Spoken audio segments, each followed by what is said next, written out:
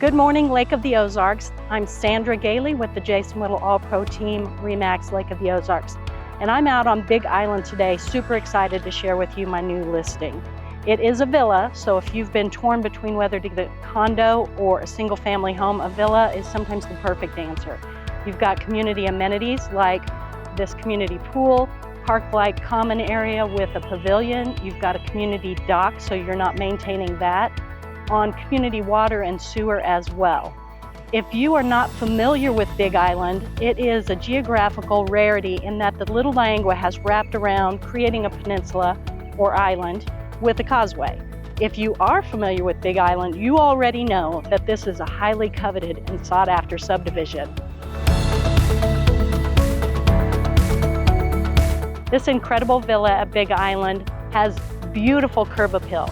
4 bedrooms, 3.5 bathrooms, comes with a 12 by 32 boat slip, PWC slip, and 180-degree elevated views of the Little Niangua.